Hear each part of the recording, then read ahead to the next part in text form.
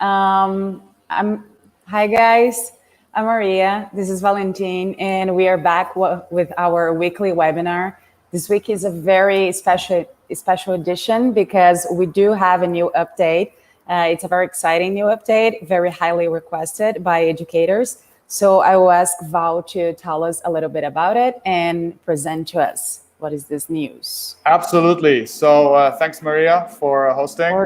Our new feature today that we're going to demonstrate is the audio upload, right? So a lot of teachers have asked us for the ability to upload any type of audio to a question, any of our question types, because, you know, some kids can't read yet. And so being able to record, read aloud that they can maybe listen to while reading the text helps a lot. But also for language teachers, for example, right, if you want to make sure that you have listening comprehension types of questions, you can now record or upload any type of MP3 file that you'd like to. And you can also, you know, as a music teacher, for example, upload. So I'm sure there are many ways that we haven't even thought about. But what I would like to show you today is how to include audio files into any question you have, right?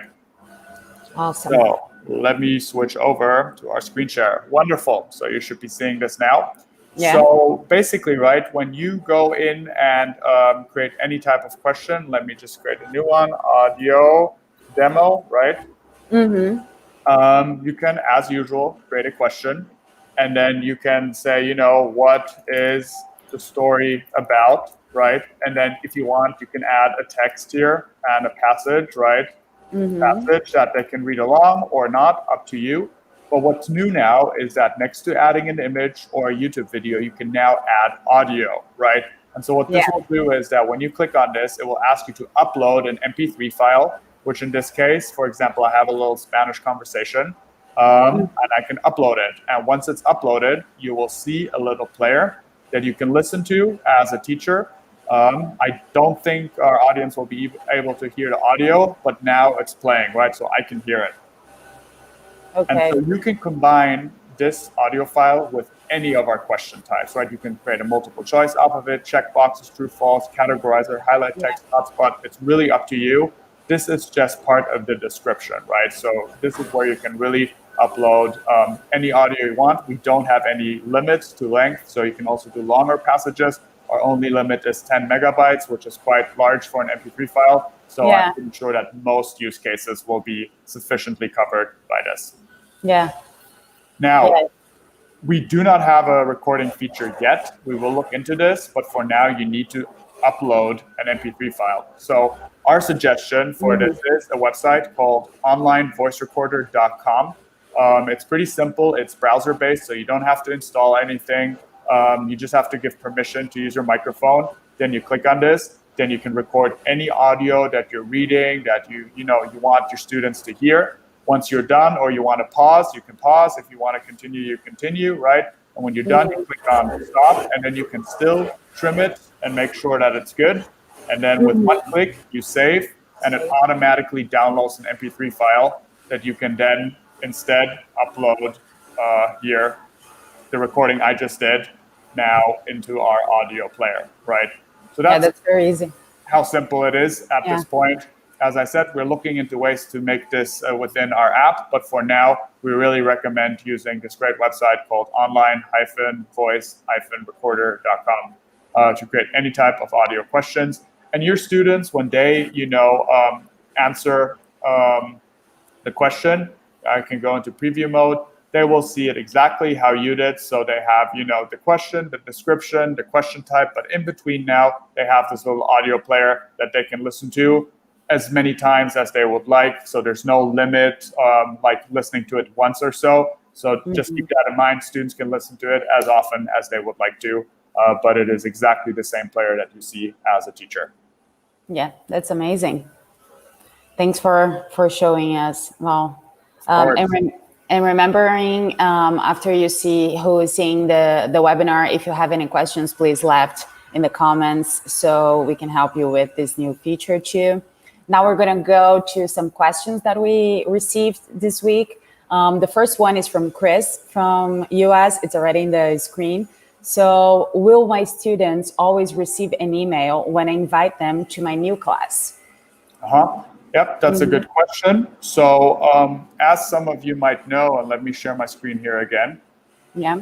We have a new feature as well, actually, called classes. We released it about 2 weeks ago, 3 weeks ago. So you can now create your own classes, right?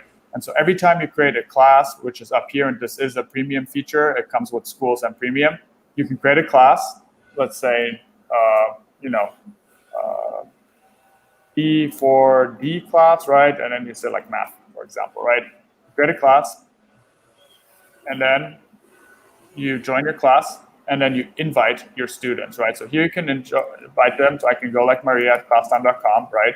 And so when I invite them, there are two ways how to look at it. If Maria is already part of my students and I invite her, she is already verified. I can see this because it doesn't say invitation sent, but she's already accepted. I see her name and color. So she won't get an email because she has already joined any of my previous sessions or my other classes.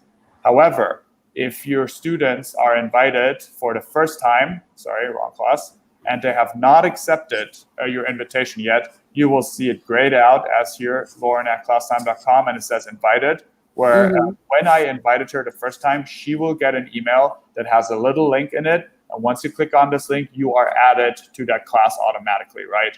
And so if she didn't get that email, you can resend it again.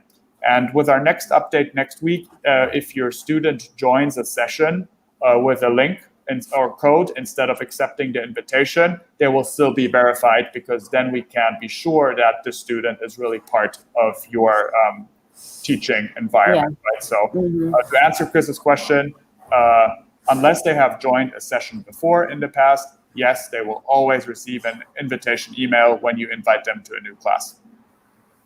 Okay, awesome. The next one is still about classes, and it's asking, will it be possible to share classes with other teachers in the future?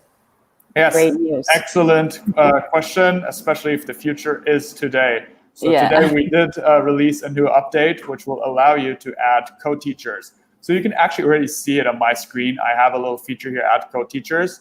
This is only available for school licenses. So you can only invite teachers from within your organization, right? So you can't invite any unrelated organizations, because you will have access as a co-teacher to all of the students in your class. You'll have access to your co-teacher sessions. You can control the sessions. You can export data. But this gives you a great opportunity to invite, coaches, principals, or substitute teachers, or any type of co-teacher that you would like to add, and give them access to your class so that they can also run sessions with you or for you, right?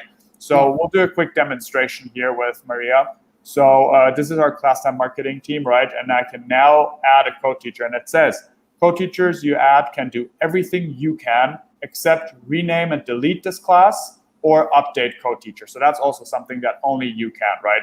So I'll go in here, co-teachers, and I'll go to my school here. I'll look for Maria, and now I will invite Maria. So now you can see the co-teacher section right here, right? So you have me as the class owner, and then you have Maria as my co-teacher. So let's switch back to Maria's screen now. You can see it? So so right now you can see that Maria does not have my class yet, but when she refreshes, here it is. Perfect. Classtime marketing. And I am as a co-teacher. Exactly. So she can't change co-teachers as I can, right? But when she now goes into sessions, she can invite students, she can remove students, but she can't change co-teachers, and she can't rename or delete the class. And if she goes into sessions and we start a new session like she did here, she can now invite other classes and our co-taught class as well, right? Yeah. So now that she invited this class with the new code 685V3, right? 5V3,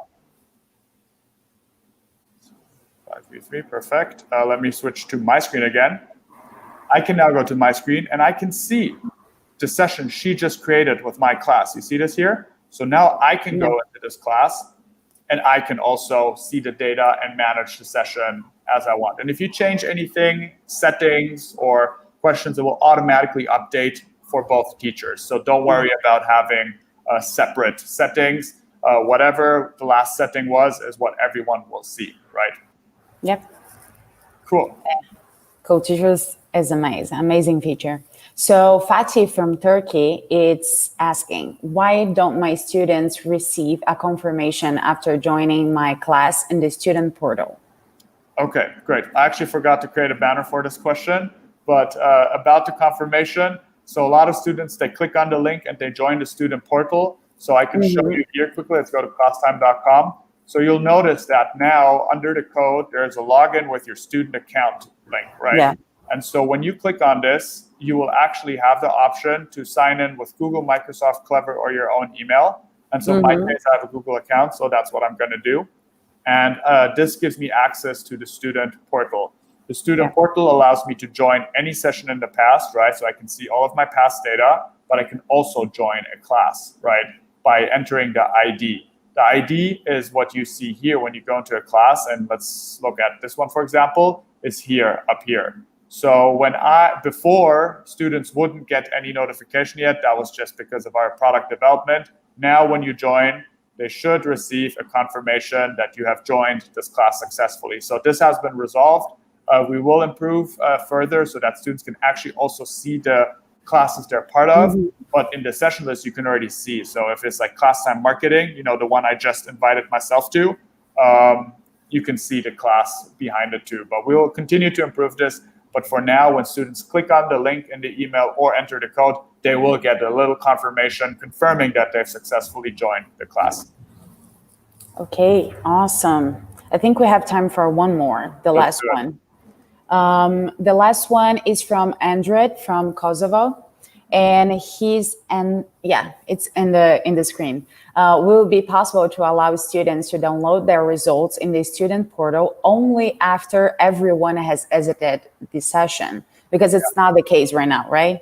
Right now, the students finish answering the questions and it's already available if the teacher allows it.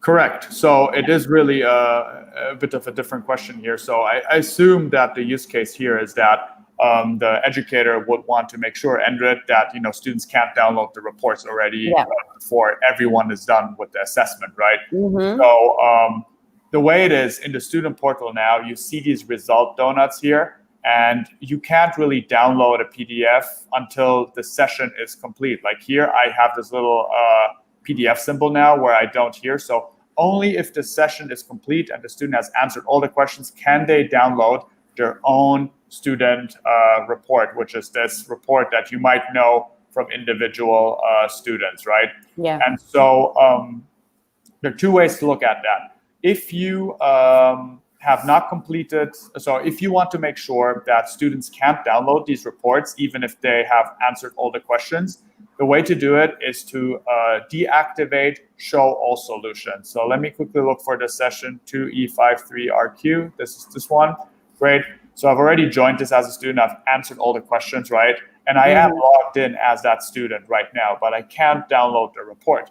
And the reason for that is that I haven't activated show solutions to students or in here show solutions immediately. So if you're okay with students seeing the solution, they will always be able to download the PDF once they've completed it. If you want to avoid that, you would deactivate it and you would only activate that setting after all students have exited the session. What will happen then is you can either click here, right? Or in the session settings, it's up to you. But when I now go back and refresh as a student, I can now see that I can download the PDF, right? So now it's activated for me. So that is how it works. So it really is up to you. Make sure that all students have exited the session and then activate show solutions. If you take it away, again, they won't be able to download the PDF anymore. So that is how you would work around this. Yeah, so it's already possible. That's amazing. You can just hold it and then activate afterwards. I think that's it for today. Thank you, Val, for answering, for showing us all the new features and everything that it's possible. Thanks everyone for sending all the questions. Please leave your question in the comments or in any other social media channel that you might prefer. And we see you next week. Absolutely. Make sure to join our Facebook educator community, facebook.com/groups/classtime.com, or just look for our Classtime business page, and then under groups, you'll find our Facebook educator community, where we'll discuss and share new updates every week. Take care, guys. Take care, guys. Bye-bye.